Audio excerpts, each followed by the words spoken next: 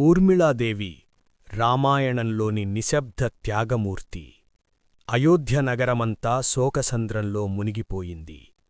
కైకేయి కోరిక మేరకు శ్రీరాముడు అరణ్యవాసానికి సిద్ధమయ్యాడు. రాముడి వెంటే సీతమ్మ, లక్ష్మణుడు కూడా వెళ్లాలని నిశ్చయించుకున్నారు. కాని ఈ నిర్ణయం వెనుక ఒక నిశ్శబ్ద విలయం జరిగింది. అదే ఊర్మిళాదేవి వేదన. లక్ష్మణుడు తన అన్నయ్యకు సేవ చెయ్యడానికి అడవికి వెళుతున్నానని ఊర్మిళకు చెప్పినప్పుడు ఆమె గుండె చెరువయ్యింది. తానూ వస్తానని భర్తను వేడుకుంది. కాని లక్ష్మణుడు ఇలా అన్నాడు: ఊర్మిళా, నేను వెళ్లేది అన్నవదినల సేవకోసం. నువ్వు వస్తే నా దృష్టి నీపై మళ్ళుతుంది, నా కర్తవ్యానికి ఆటంకం కలుగుతుంది.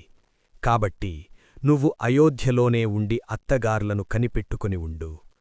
భార్యగా భర్త తోడుకోరుకోవడం సహజం. కాని భర్త ఆశయం కోసం తన సుఖాన్ని త్యాగం చేస్తూ కన్నీళ్లం దిగమింగుకొని సరే అని పంపిన గొప్ప సాధ్వి ఊర్మిళ.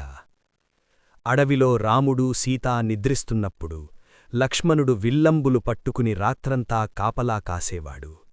14 ఏళ్లపాటు నిద్రపోకుండా సేవ చెయ్యాలని అతను నిర్ణయించుకున్నాడు. అప్పుడు అతని ముందుకు నిద్రదేవత వచ్చింది.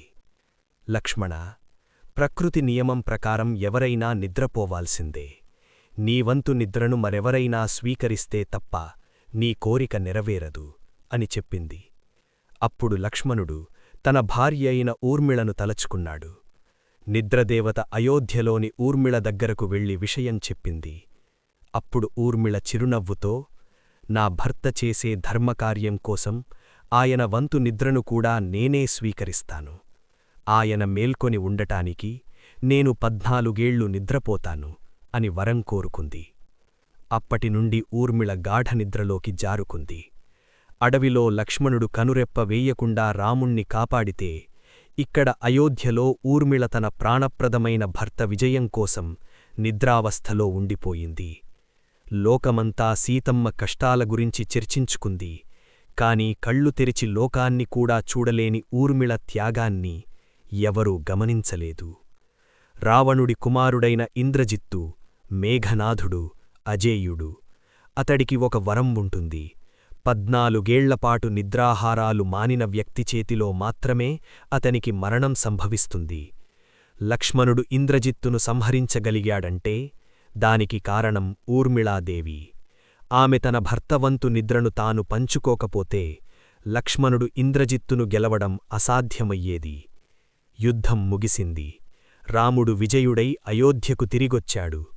లక్ష్మణుడు తన భార్య గదిలోకి వెళ్లేసరికి ఆమె అప్పుడే నిద్రమేల్కుంది.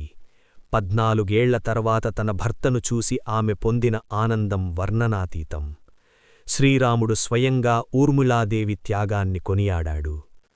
ఊర్మిళాదేవి పాత్ర మనకిచ్చే సందేశమేమిటంటే, ప్రతి విజయం వెనుక ఒక నిశ్శబ్ద త్యాగం ఉంటుంది. రామాయణంలో సీతమ్మ భూదేవి అంత సహనశీలి అయితే, ఊర్మిళాదేవి ఆ సహనానికి పరాకాష్ఠ.